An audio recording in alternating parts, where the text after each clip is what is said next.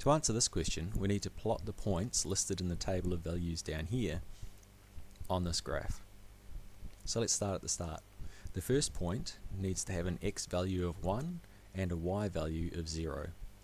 So we need to remember which of our axes is the x-axis and which is the y-axis. So my students like to remember that the x-axis, x looks like a cross, so the x-axis goes across, which makes it this one, the horizontal axis, and y points to the sky, so that makes y the vertical axis, so the one that goes up here.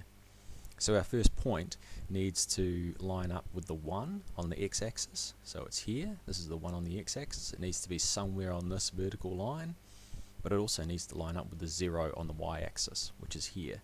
So what we need to do is look for the intersection of those two lines, so our vertical line here, which hits the 1 on the x-axis, and a horizontal line here, which hits the 0 on the y-axis. So it looks like our intersection point is here at 1, 0.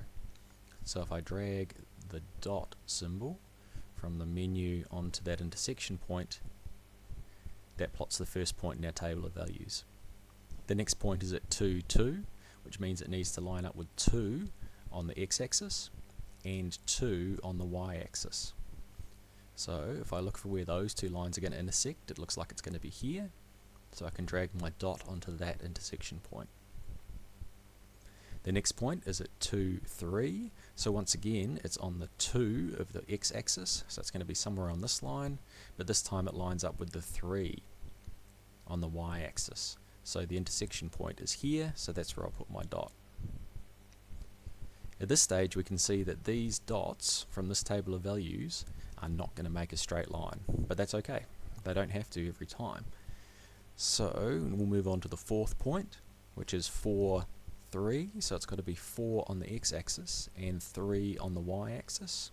So the intersection point of 4 and 3 is here, so that's where I'm going to put my dot. And the last point is 4, 5, so it's got to be 4 on the x-axis and 5 on the y-axis. So I can start at 4 on the x-axis and go up until I hit 5 on the y-axis, and that's where I should put my last dot. And when I drop it in there, that completes the question.